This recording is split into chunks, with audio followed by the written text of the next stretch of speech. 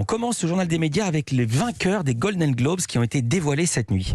I like to be in America. Okay, by me in America. Everything free in America. For a small fee in America. Vous reconnaissez certainement la musique de West Side Story, le remake de Steven Spielberg, fait partie des grands vainqueurs de l'édition 2022 des Golden Globes.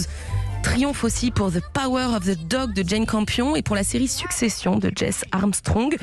Alors cette édition des Golden Globes était un peu spéciale, on en parlait la semaine dernière, puisque la cérémonie s'est déroulée à huis clos. Pas de stars, pas de public, pas de tapis rouge ni de photographes. En cause, un jury accusé de racisme et de corruption depuis un an. Et ces accusations ont mené les studios à boycotter la cérémonie. C'est donc sur le Twitter officiel des Golden Globes que les lauréats de cette 79e édition ont été annoncés. Mais alors ces lauréats, ils ont reçu quoi précisément comme prix ? Eh bien, le western de Jane Campion, The Power of the Dog, remporte 3 prix. Celui de la meilleure réalisatrice, du meilleur film dramatique et du meilleur acteur dans un second rôle pour Cody Smith-McPhee. À noter que c'est la première fois qu'une femme succède à une femme en tant que meilleure réalisatrice, puisque l'année dernière, c'était Chloé Zhao qui avait remporté le prix pour Nomadland. 3 prix aussi pour West Side Story de Steven Spielberg, meilleure comédie musicale, meilleure actrice dans une comédie pour Rachel Zegler et meilleure actrice dans un second rôle pour Ariana DeBose. De son côté, la série Succession remporte le meilleur prix de la série dramatique. Et enfin, pour la première fois, une actrice trans a été récompensée aux Golden Globes. Il s'agit de MJ Rodriguez. Elle remporte le prix de la meilleure actrice dans une série dramatique pour son rôle dans Pose. Et puis on continue ce journal des médias avec du nouveau pour l'UMA. De nouvelles formules de l'humanité et de l'humanité dimanche, plus incisives, vont renforcer l'utilité et l'audience de nos journaux. L'humanité entre ainsi dans une nouvelle étape de sa longue existence. Voilà, vous venez d'entendre Fabien Gay, le directeur du journal L'Humanité et sénateur communiste, dans une vidéo publiée sur le site. À 3 mois des élections présidentielles, le journal, créé par Jean Jaurès en 1904, décide donc de faire peau neuve à partir du 20 janvier prochain. En plus de ces nouvelles formules annoncées par le directeur, le journal promet un coup de jeune pour le site internet qui sera rénové. L'objectif est d'occuper une plus grande place dans le secteur numérique. Et puis du nouveau aussi pour la fête de l'UMA, qui ne se déroulera plus dans le parc de la Courneuve en Seine-Saint-Denis, mais au cœur de l'Essonne. Non. Si. Et face à l'augmentation du prix du papier qui affaiblit encore plus son économie, le journal communiste indépendant, distribué aujourd'hui à un peu moins de 38 000 exemplaires, fait un appel aux dons auprès de ses lecteurs. Dans l'actualité des médias également, la disparition d'un acteur d'une série américaine des années 80.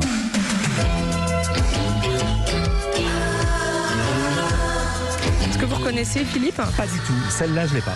C'était le générique de La Fête à la maison.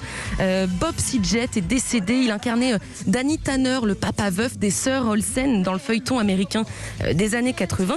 C'est d'ailleurs dans cette série que les jumelles Olsen se sont fait connaître. Elles ne jouaient à l'époque qu'un seul personnage à elles deux. Le comédien Bob Saget avait 61 ans. Il a été retrouvé mort dans une chambre d'hôtel. La police a précisé qu'aucun signe d'acte criminel ou de consommation de drogue n'avait été trouvé. Et on termine ce journal des médias avec une nouvelle série qui arrive ce soir sur France 2. Manipulation au pluriel, c'est le nom de cette nouvelle mini-série avec Marine Delterme qu'on connaît notamment dans le rôle d'Alice Nevers et Marc Rushman qu'on a vu notamment dans la série Planqueur. Alors ce thriller psychologique nous parle de l'emprise d'un homme sur une femme, autrement dit des dégâts causés par un pervers narcissique dans la vie d'une femme. J'ai demandé à Jeanne Le Guillou, la co-créatrice de la série avec Bruno Degas, pourquoi elle avait eu envie de traiter ce sujet en série. J'ai une amie qui a réalisé un reportage, un documentaire sur les pervers narcissiques pour France 2.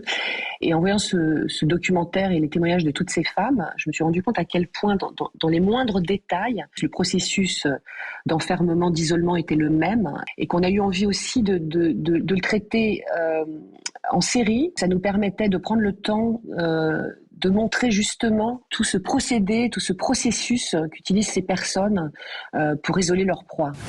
La série nous raconte donc l'histoire de Maude, une femme accomplie dans son travail qui croise la route de Mathias. Les deux tombent amoureux, mais très vite, les proches de Maude commencent à voir que Mathias ne semble pas honnête. Il est en fait un manipulateur toxique. Bruno Degas, l'autre créateur de la série, nous explique comment a été construit ce personnage de pervers narcissique. C'est un mélange de plein de personnages que l'on connaît, que l'on a rencontrés, avec qui on a vécu, et donc on a mélangé tout ça. On a aussi rajouté une part de fiction inventée sur les actions qu'il fait, mais on s'est aperçu que de façon quasi mathématique presque, je dirais.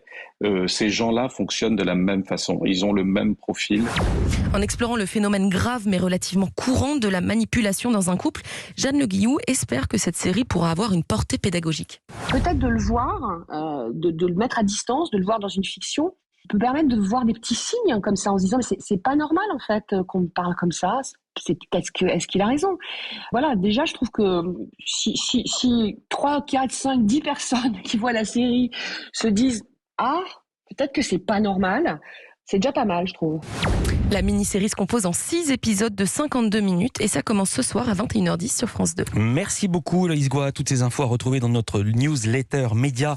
L'inscription est gratuite, c'est sur europe1.fr. À demain pour un nouveau journal des médias et les audiences. À demain.